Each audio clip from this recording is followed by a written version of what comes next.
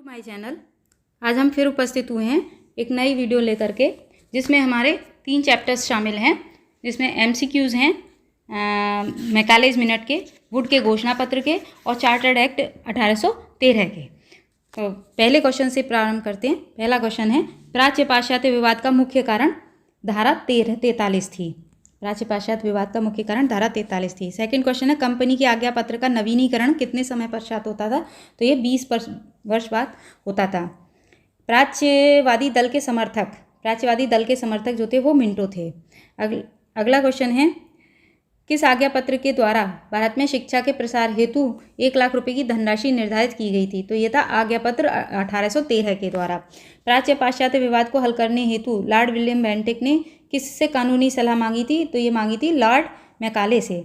अगला क्वेश्चन है, प्रतिवर्ष कम से कम 1 लाख रुपए की धनराशि साहित्य के पुनरुत्थान एवं उन्नति के लिए भारतीय विद्वानों को प्रोत्साहित करने के लिए अंग्रेजों के अधीन भारतीय भूभाग में वैज्ञानिक ज्ञान के आरंभ और प्रसार के लिए दी जाएगी। यह किस में लिखा है? तो ये लिखा था 1813 के आज्ञा पत्र में। अगला क्वेश्चन है, मैकाले ने अपने विवरण पत्र में किस भाषा को शिक्षा का माध्यम बनाने की सिफारिश की थी? तो मैकाले ने जो भाषा चुनी थी शिक्षा की, वो अंग्रेजी चुनी थी।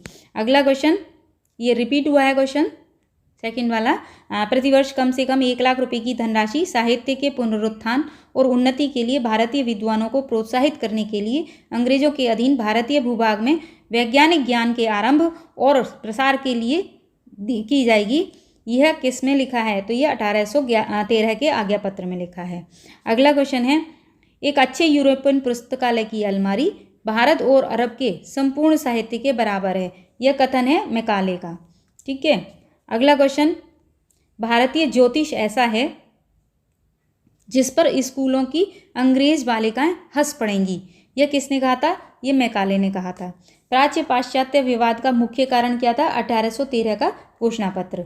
निम्न में से किसने सर्वप्रथम शिक्षा में निस्यंदन दिया? तो शिक्षा में निस्यंदन दिया था मैकाले ने।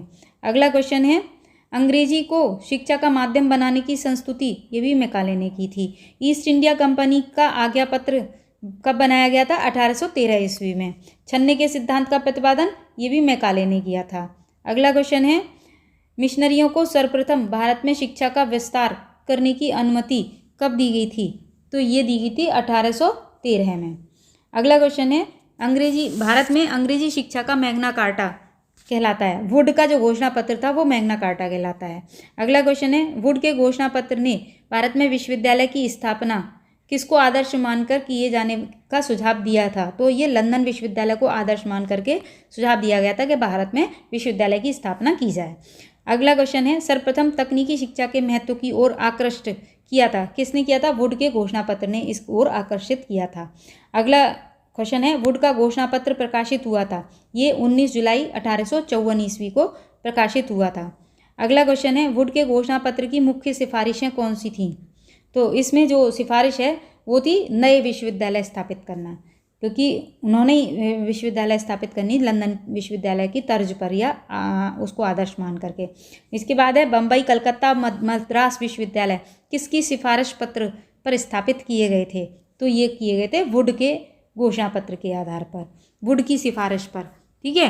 अगला क्वेश्चन है, वुड ने शिक्षा प्रणाली का विभाजन किया था। कितने स्तरों में? ये 5 स्तरों में इन्होंने शिक्षा प्रणाली का विभाजन किया था। अगला क्वेश्चन है, वुड का शिक्षा में महत्वपूर्ण योगदान क्या है? इन्होंने अधोगामी निस्यंदन शिक्षा सिद्धांत का अंत किया था, शिक्षा में अंग्रेजीकरण का अंत किया था और प्राच्य पाश्चात्य विवाद का अंत किया था। ये सारे जो हैं ये इनके योगदान के अंतर्गत आते हैं। अगला क्वेश्चन है, वुड घोषणा पत्र के अनुसार राज्य का सर्वोच्च शिक्षा अधिकारी लोक शिक्षा संचालक कहलाता है। वुड के घोषणा पत्र ने स्थापना की है इन सभी की है। ठीक है। हाँ, यह है